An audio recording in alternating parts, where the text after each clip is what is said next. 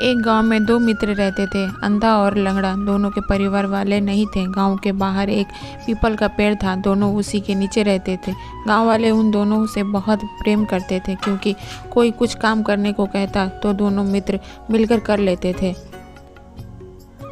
गांव का हर व्यक्ति उन दोनों को सुबह शाम कुछ खाने को दे देता था। दोनों आपस में मिलकर जुलकर प्यार से खा लेते थे। धीरे धीरे समय बीतता गया और सावन का महीना आ गया और बारिश होने लगा। कई सालों बाद इस बार बारिश ऐसे होने लगी कि रुकने का नाम ही नहीं ले रही थी। लगातार 7 दिनों तक बारिश होती रही। गांव पानी से डूबने लगा। गांव में त्राही त्राही मच गया। गांव छोड़कर लोग भागने लगे। अंधे ने कहा लंगड़े से, भाई ये आवाज़ कैसी आ रही है? लंगड़े ने कहा, गांव में पानी भरने की वजह से लोग गांव छोड़कर जा रहे हैं। तब अंधे ने कहा कि हम दोनों को भी यहाँ से जाना चाहिए। गांव वाले से बोले कि वो हमें भी लेकर चले। हमने गांव वालों की बहुत मदद की है, अतः गांव वाले हम दोनों को गांव से बाहर सुरक्षित जगह ले जाने में ज़रूर मदद करेंगे।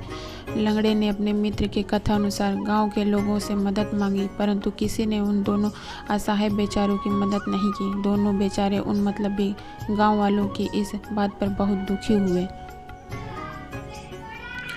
लंगड़ा बेचारा रोते गिड़गिड़ाते हुए गांव के लोगों से बोला, भाई मुझे लेकर जाने में आप लोगों को तकलीफ़ हो सकती है, परंतु मेरे अंधे मित्र को ले जाने में कोई तकलीफ़ नहीं होगी, तो कृपया करके मेरे इस अंधे मित्र को लेकर चले जाएं।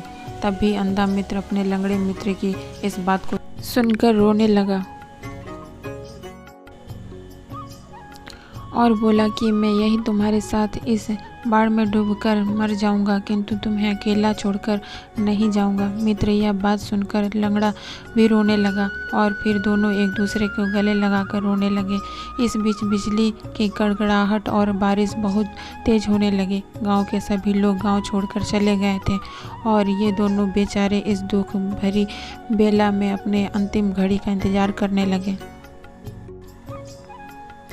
तभी लंगड़ा मित्र अंधे मित्र से कहने लगा कि मैं अपने पैरों से चल नहीं सकता, लेकिन भाई तुम उनके साथ चले जा सकते थे। वो तुम्हें बस रास्ते बताते जाते और तुम उसी रास्ते उनके साथ सुरक्षित जगह पहुंच जाते, जिससे तुम्हारी जान बच जाती।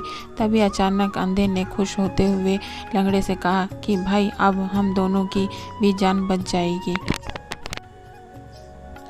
लंगड़े ने कहा, वो कैसे? अंधे ने कहा, भाई तुम नहीं चल सकते, लेकिन मैं तो चल सकता हूँ ना। मतलब? लंगड़े ने कहा।